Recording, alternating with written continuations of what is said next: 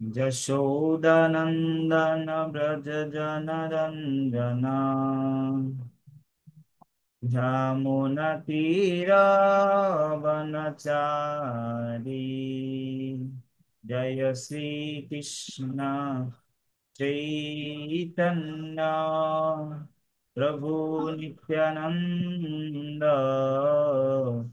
শ্রী অদ্বৈত গদাধর শ্রীবাসাদি গৌর ভক্তবৃন্দ। হরে কৃষ্ণ হরে কৃষ্ণ কৃষ্ণ কৃষ্ণ হরে হরে, হরে রাম হরে রাম, রাম রাম হরে হরে। জয় জগন্নাথ জয় জগন্নাথ, জয় বলদেব জয় সুভদ্রা। নিতাই গৌর হরি বল, হরি বল, হরি বল, নিতাই গৌর হরি বল। জয় প্রভুপাদ প্রভুপাদ, গুরুদেব জয় গুরুদেব। জয় শ্রী দেব কি জয়, বৈষ্ণব বৃন্দ কি জয়, সমবেত ভক্ত বৃন্দ কি জয়। ওম অজ্ঞানতিমিরাन्धस्य ज्ञानाञ्जनशलाकया चक्षुरुन्मीलितं येन तस्मै श्रीगुरुवे नमः। नमो ॐ विष्णुपादाय कृष्णपृष्ठाय भूतले श्रीमते भक्तिवेदान्त स्वामी निति नामिने। नमस्ते सरस्वती देवे गौरवाणी प्रचारिणे, निर्विशेष शून्यवादी पाश्चात्य देशतारिणे। जय श्री कृष्ण चैतन्य प्रभु नित्यानंद, श्री अद्वैत गदाधर श्रीवासदि गौरभक्तवृंद। हरे कृष्ण कृष्ण कृष्ण हरे हरे, हरे राम राम राम हरे हरे। नीलाचल निवासाय नित्याय परमात्मने बलभद्र सुभद्राभ्याम जगन्नाथाय ते नमः। তো ভগবান শ্রী জগন্নাথ দেবের কথা আলোচনার পূর্বে পূর্বতন সমস্ত আচার্যবৃন্দ, বৈষ্ণবদের, শিল প্রভুপাদের এবং আমার পরমার্থ গুরু মহারাজের সমবেত ভক্তবৃন্দের শ্রীচরণে আমার বিনম্র প্রণাম জ্ঞাপন করছি। বাঞ্ছা কল্পতরুভ্যশ্চ কৃপা সিন্ধুভ্যেব চ পতিতানাং পাবনেভ্যো বৈষ্ণবেভ্যো। সবার অহেতুক কৃপা এবং আশীর্বাদ প্রার্থনা করে আজকে আমাদের ভগবানের কথা আলোচনা শুরু করার প্রয়াস করছি। তা আমরা গতকালকে আলোচনা করেছিলাম যে এই আহ, রাত্রিবেলা নারদ মুনি পরামর্শ দিয়ে রাজার মনকে কি করলো, শান্ত করলো। যে তিনি শুনলেন যে দৈববাণী হলো যে ভগবানের দর্শন তিনি পাবেন না। হ্যাঁ, তখন সে কথা তিনি শুনে একটু হ্যাঁ কি হলেন, এই বিমর্ষ হলেন। ওনাকে সান্ত্বনা দিলেন ছিল নারদ মুনি। এই পরের দিন কি হলো, এবার সেটা আমরা শুনবো। তো পরদিন সকালবেলা দৈনন্দিন প্রাতঃকৃত্য সমাপন করে রাজা শ্রী জগন্নাথ দেব পূজা করলেন। তারপর নীলাচল ধামে গমনের উদ্দেশ্যে মহানদী অতিক্রম করে হ্যাঁ নদীর অপর পারে পৌঁছে রাজা কি করলো, শঙ্খধ্বনি শুনতে পেল। হম তখন বলছে, হে রাজন, একটা অত্যন্ত বিরল একটা স্থান এটি। কেন? কারণ এটা হচ্ছে ভগবান কর্তৃক সংযুক্ত হয়েছে এটা। হ্যাঁ, ছিল নারদ মুনি ব্যাখ্যা করে বলছে, এখান থেকে অনতি একটু দূরে, খুব নিকটেই মহাদেব শিবের স্থান। এখান থেকে 3 যোজন, 1 যোজন মানে হচ্ছে 8 মাইল, 3 যোজন মানে হচ্ছে তাহলে 24 মাইল। 24 মাইল দূরে একটা নীলগিরি অবস্থিত আছে। নীল মানে নীল, আর গিরি মানে হচ্ছে পাহাড়, নীলগিরি অবস্থিত। তো দেবাদিদেব শিব সৃষ্টির আদি কারণ। হ্যাঁ, ভগবান পুরুষোত্তম, ভগবানের কাছে তিনি প্রার্থনা নিবেদন করেছিলেন। তার প্রার্থনায় ভগবান কি বিষ্ণু তার নিকট আবির্ভূত হয়ে তাকে বললেন, দক্ষিণ সাগর পর্যন্ত বিস্তৃত ও নীল পর্বত দ্বারা শোভিত একটা ভূমিখণ্ড আছে। দক্ষিণ সাগর পর্যন্ত বিস্তৃত আর কি নীল পর্বত দ্বারা শোভিত একটা ভূমিখণ্ড আছে। এই ভূমির উত্তর ভাগে একাম্র কানন নামে একটা সুন্দর বন আছে। কি বন? একাম্র কানন। আপনার নিত্য বিলাসিনী নিত্য সঙ্গিনী পার্বতী দেবী সহ আপনি সেখানে কি করতে পারেন? বাস করতে পারেন, এটা আপনার কর্তব্য। এবং আমার আজ্ঞায় ব্রহ্মা সেখানে কি করেছিল? কোটিলিঙ্গেশ্বর রূপে প্রতিষ্ঠা করবেন। হ্যাঁ, আপনাকে। কাকে? ভগবান শিবকে বলছে। তখন থেকে শিব কি করেছে?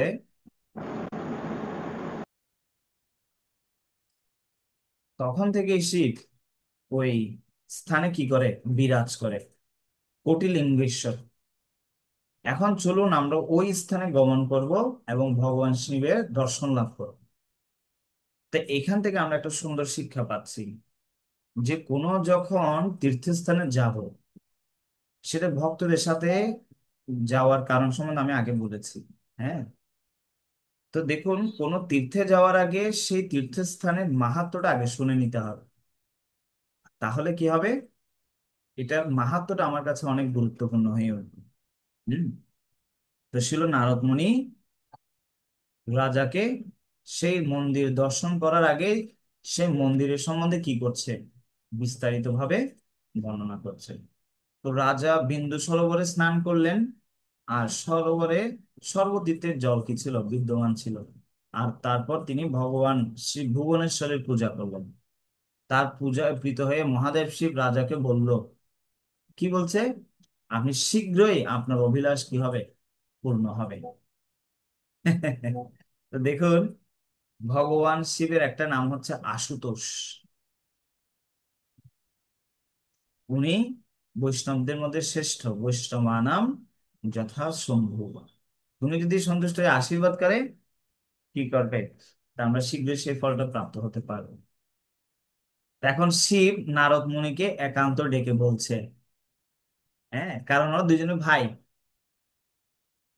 হে মহাত্মন, এই ব্যক্তির মাধ্যমে ব্রহ্মাজির আজ্ঞা পূরণ করুন। শ্রী বিষ্ণু সন্তুষ্টি বিধানের জন্য রাজা অবশ্যই 100 অশ্বমেধ যজ্ঞ করবেন। এবং পরিশেষে কি হবে? অসহায় যে পতিত জীবকুল, হ্যাঁ, উদ্ধারের জন্য ভগবান স্বয়ং দারু ব্রহ্মরূপে এই জগতে কি হবে? প্রকটিত হবে। এবং এইখান থেকে আমরা আরেকটা জিনিস শিক্ষা লাভ করি। ভগবান কাকে দিয়ে কি করাতে চায়, ভগবানের কিন্তু একটা কি আছে? পরিকল্পনা আছে। হুম। তো দেখুন, ভগবান শিব কাকে ডাকছে একান্তে? ছিল নারদ মুনিকে। কেন? কারণ সামনাসামনি প্রশংসা করতে নেই। হ্যাঁ, এইখানে আমরা সে জিনিসটা কি পাচ্ছি? হ্যাঁ, তো এখানে সামনাসামনি কিন্তু প্রশংসা করছে না। হ্যাঁ, কি করছে? একান্তে গিয়ে বলছে। কেন? কারণ সামনাসামনি যদি প্রশংসা করা হয়, অহংকার জন্মায়। অনেক সময় ভক্তরা হয়তো প্রশংসা করতে পারে, কিন্তু শুনলেও আমাদের মনে সেটা গ্রহণ করা যাবে না। আমাদেরকে প্রশংসা করলেও সেটা, হ্যাঁ, শ্রীকৃষ্ণ গুরু বৈষ্ণবের কৃপা এভাবে করে ওনাদের চরণ কমলে অর্পণ করতে হবে।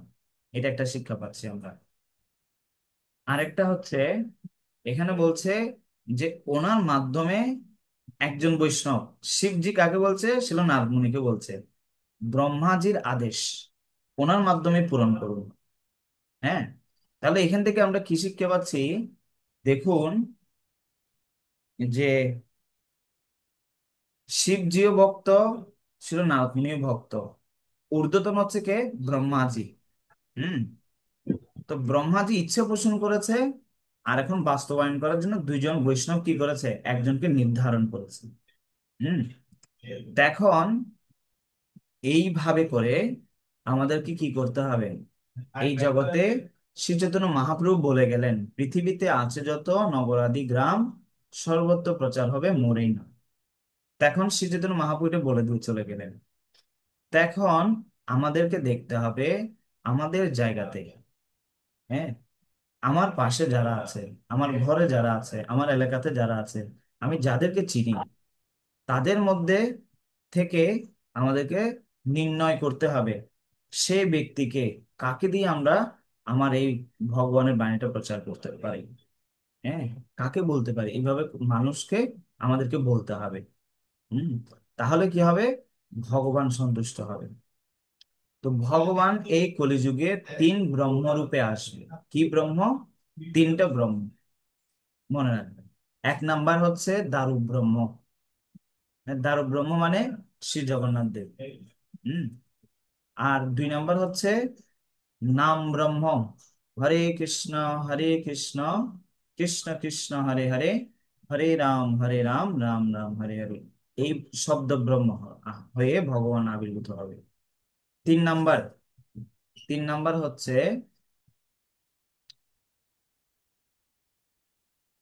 দারু শব্দ ব্রহ্ম, নাম ব্রহ্ম, আর দারু ব্রহ্ম। আর এটা হচ্ছে শব্দ ব্রহ্ম, আরেকটা ব্রহ্ম আমার স্মরণে আসছে না।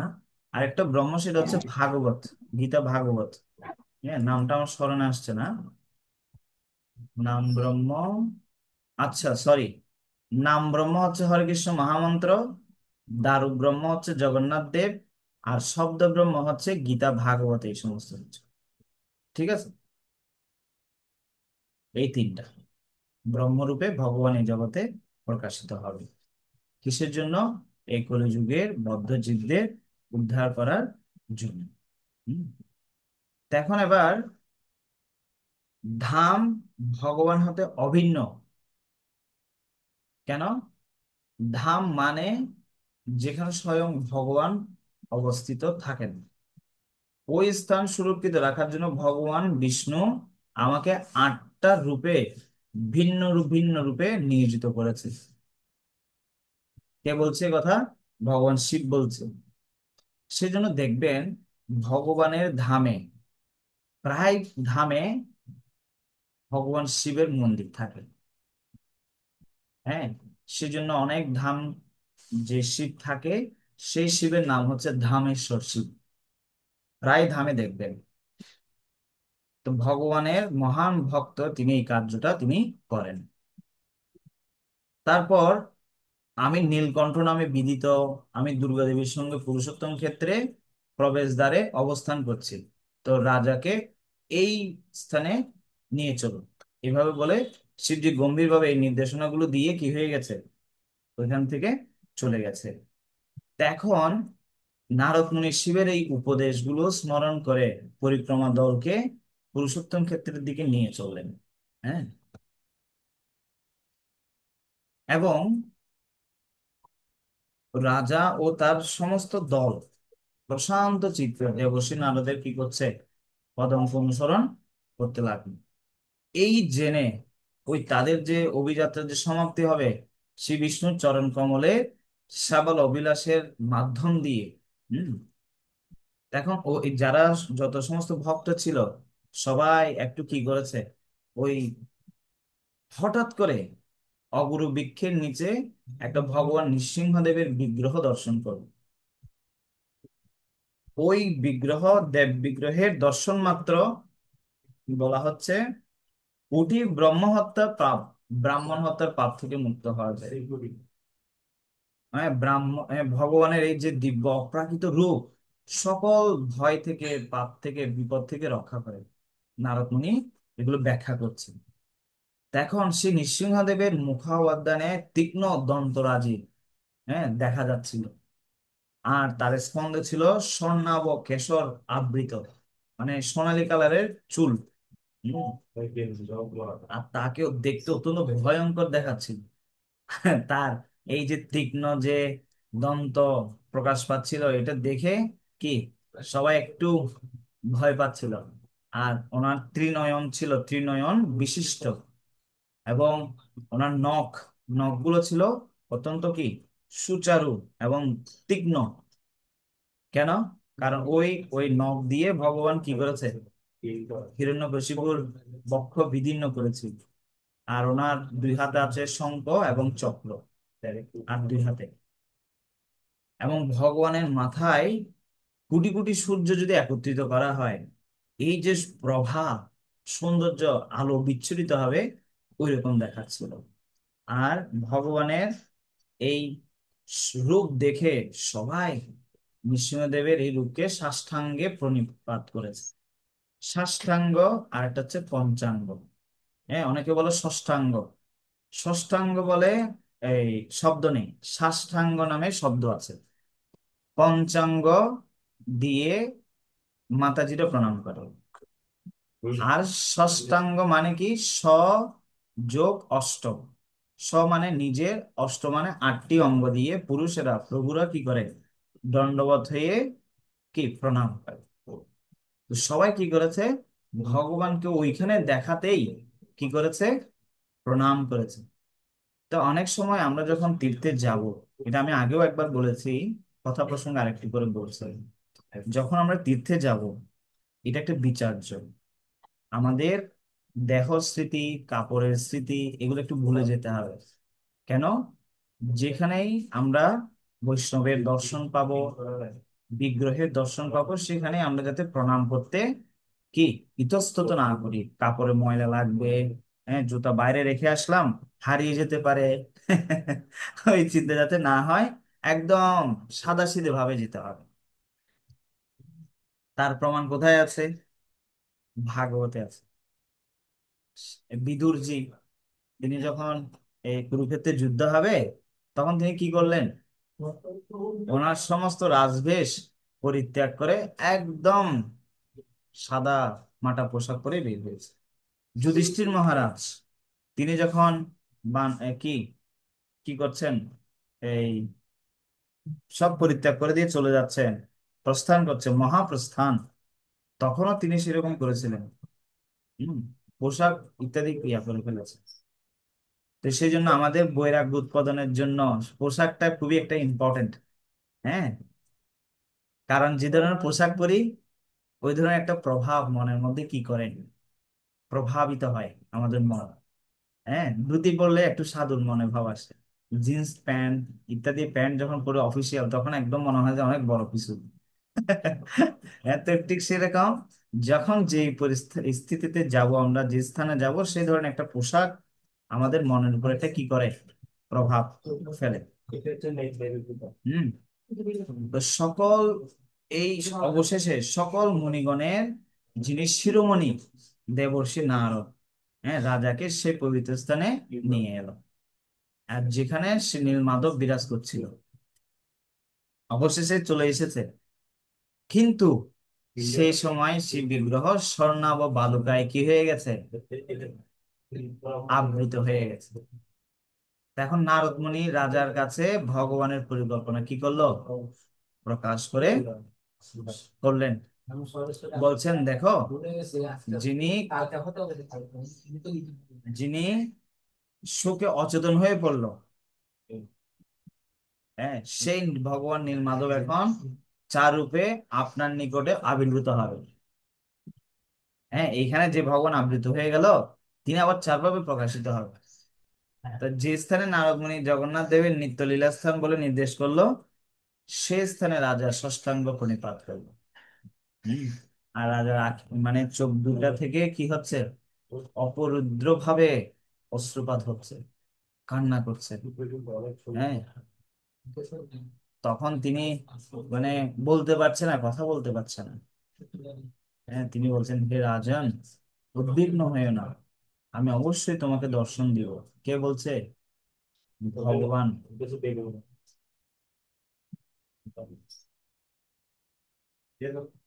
যে আমার ভক্ত নারদ মুনি মাধ্যমে তোমাকে জ্ঞাপন করা হয়েছে। উনি যা বলেছে সেভাবে তুমি আমাকে দর্শন পাবে, যেটা আমি আগে আলোচনা করেছি। তো আমরা ভগবানকে দর্শন পাবো, জীবন সফলতা।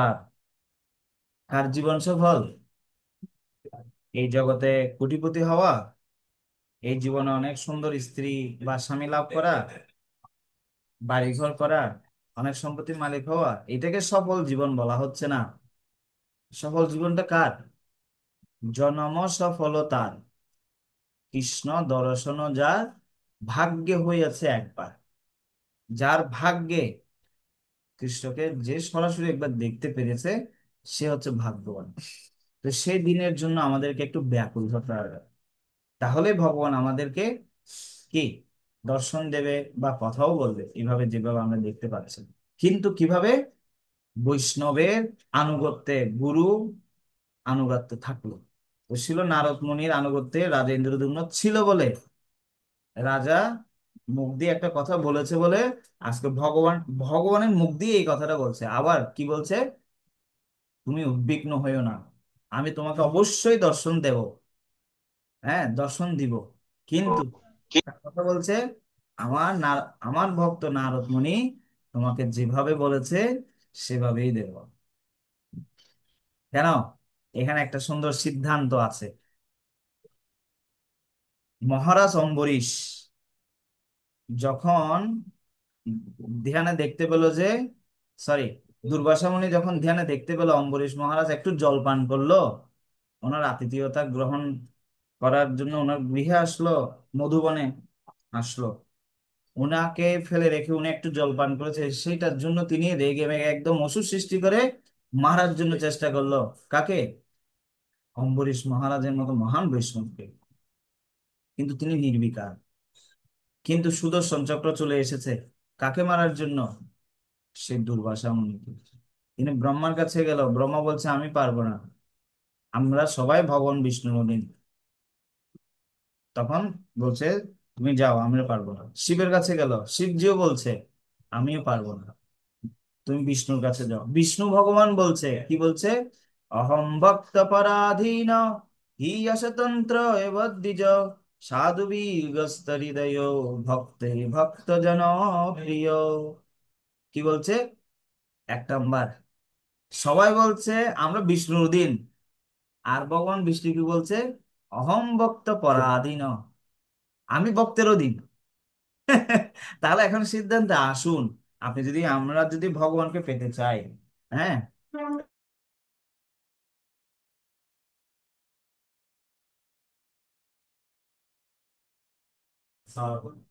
বুঝতে পারলেন? তা- হ্যাঁ, আমরা যদি ভগবানকে প্রাপ্ত হতে চাই, রহস্য কোথায়? আপনি ভগবানকে খুঁজলে পাবেন না, ভক্তের কাছে যেতে হবে। হ্যাঁ, কৃষ্ণ সে তোমার, এই সিদ্ধান্ত এই কথার মধ্যে আছে। কে আপনাকে কৃষ্ণ দেবে? ভগবান আপনাকে ভগবানকে দেবে না। এই জগতের বড় কোনো ব্যক্তি সরাসরি আপনি তার কাছে গিয়ে দেখা করতে পারবেন না তো? পারবেন? পারবেন। আপনাকে তার নিকটস্থ প্রিয় ব্যক্তির কাছে যেতে হবে, নাকি না? তো ভগবানও বলছে আমি, আমার সম্পত্তি না, শুদ্ধ ভক্তের সম্পত্তি হচ্ছে কে? আমি। তো শুদ্ধ ভক্তের কাছে যেতে হবে।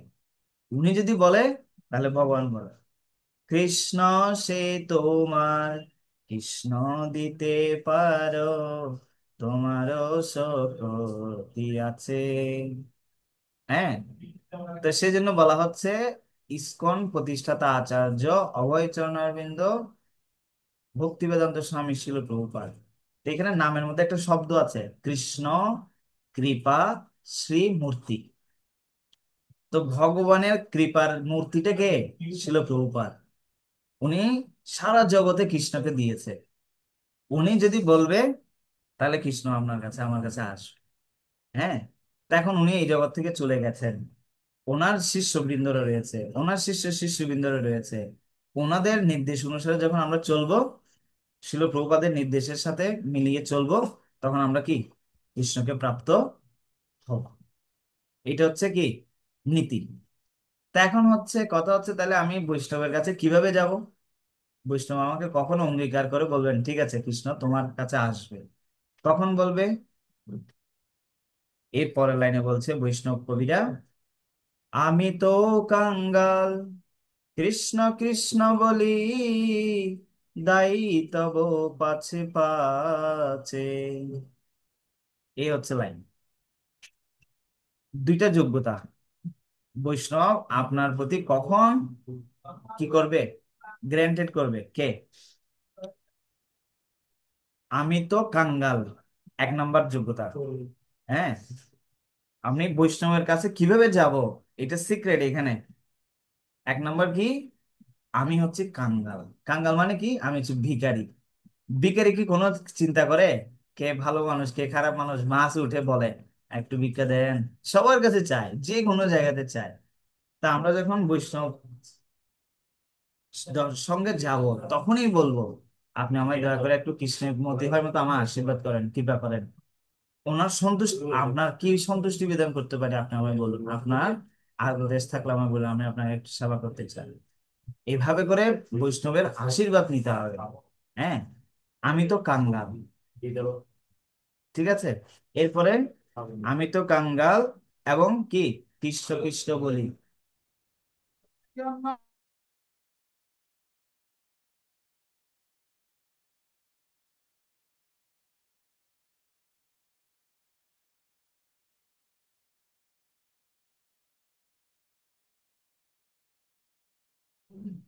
তা দেখেন, কৃষ্ণ কৃষ্ণ বলি ধাই তব পাছে পাছে।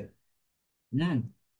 তা 2 নম্বর এই যোগ্যতাটা হচ্ছে কি, না, মুখে বৈষ্ণব সঙ্গে যখন আমরা যাব, সেখানে গিয়ে আমার সংসারের দুঃখ যা আছে সব ছেড়ে আসবো, তাহলে কোনো লাভ হবে না। হ্যাঁ, সেখানে গিয়ে কি বলতে হবে, আমি কৃষ্ণকে চাই, যে কৃষ্ণকে প্রাপ্ত হলে এই জগতের সমস্ত সমস্যার সমাধান হয়ে যাবে। হ্যাঁ, কিভাবে? কৃষ্ণের সাথে আমার সমস্যার সমাধানের সাথে কি সংযোগ আছে? হ্যাঁ, আমাদের মনে প্রশ্ন আসতে পারে না? আমার টাকা পয়সার সমস্যা, এটার সাথে কৃষ্ণের কি সম্পর্ক? আমার বাড়ি ঘরের সমস্যা, এটার সাথে কৃষ্ণের কি সম্পর্ক? হ্যাঁ, রহস্য আছে। রহস্যটা খুব সরল। সমাধান কি, যে দেখুন ধ্রুব মহারাজ ওনার বাবার কোলে বসতে চেয়েছে। ছোট মা বলল, সুরুচি মাতা, হ্যাঁ, তুমি তোমার বাবার কোলে বসতে পারবে না, যাও এখান থেকে যাও। অপমান করেছে। আর মার কাছে গিয়ে বলল, সুনীতির কাছে, মা আমাকে এভাবে অপমান করলো, কি করব? আমি আমার বাবার থেকে না, দাদুর থেকে বড় সম্পত্তি চাই আমি, কি করতে হবে বলো? দেখো মা কি বলছে, তাহলে তুমি শ্রীহরির আরাধনা করো, যাও বনে যাও। এখন শ্রীহরির আরাধনা করে শ্রীহরিকে পেয়েছে না? পেয়েছে। তা এবং ওনার জীবনে যা সমস্যা সব সমাধান হয়েছে কিনা বলেন? হয়েছে। এটা হচ্ছে একজল্টেড প্রমাণ, এই জগতে আর কোনো সমাধান নেই। কৃষ্ণকে প্রাপ্ত হলে আপনার সবকিছু প্রাপ্ত হওয়া যাবে। হুম। বুঝতে পারলেন? এখনো পর্যন্ত তার প্রমাণ ভগবান রেখে দিয়েছে, যুগ যুগ ধরে দেখে দিয়েছে। সেটা কি, ধ্রুব গ্রহ আছে না, এটা অন্য কারো না, এই ধ্রুব মহারাজের প্রমাণ রেখে দিয়ে গেছে, যে আমার ভক্তি করবে তার সব সমস্যা আমি সমাধান করব, তার সম্পত্তি কখনো নষ্টও হবে না। আমরা এই জগতে যত টাকা পয়সা অর্জন করি না কেন, এগুলো আজকে আছে কালকে নেই। আজকে লেখাপড়া আছে, কালকে এটার দাম নাই। আজকে যৌবন আছে, কালকে এটার দাম নাই। আজকে আমার এই পদ আছে, পরশুদিন নাও থাকতে পারে।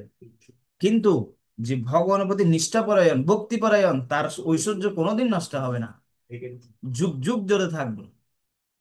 তার প্রমাণ হচ্ছে রাজা ইন্দ্রদ্যুম্ন, ওনার মন্দির এখনো আছে, ওনার নাম আমরা এখনো কীর্তন করছি, কীর্তন হবে, কখনো নষ্ট হবে না।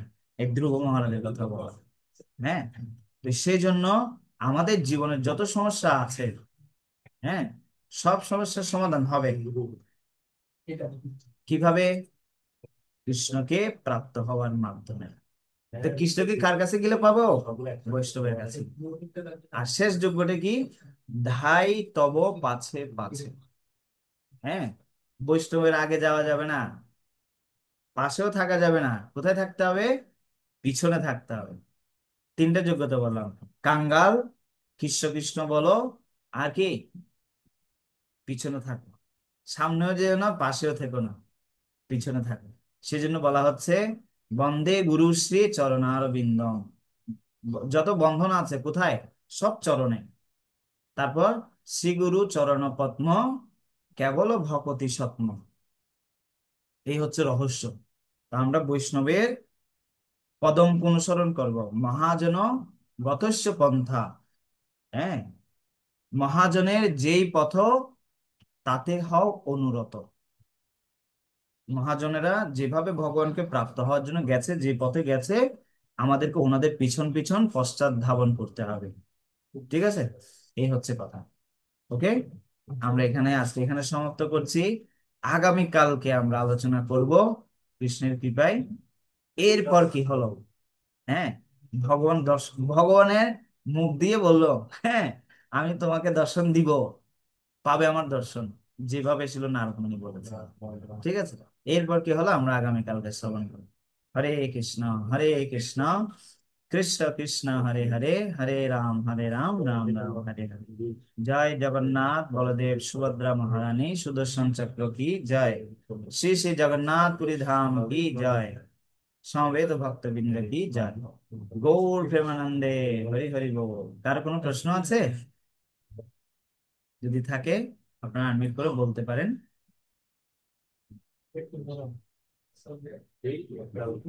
হরে কৃষ্ণ প্রভু। ইয়েস। এখানে তিনটা ব্রহ্ম কথা বলা হয়েছে, দারু ব্রহ্ম, নাম ব্রহ্ম, শব্দ ব্রহ্ম। এখানে ব্রহ্ম বলতে কাকে বোঝানো হয়েছে, ভগবানকে নাকি ব্রহ্মা আরেকটি ইয়া, প্রতীককে বোঝানো হচ্ছে এখানে? না, ব্রহ্ম মানে পরম ব্রহ্মকে বোঝাচ্ছে প্রভু। আচ্ছা, ঠিক আছে প্রভু। আর কারো প্রশ্ন? হরে কৃষ্ণ। হরে কৃষ্ণ।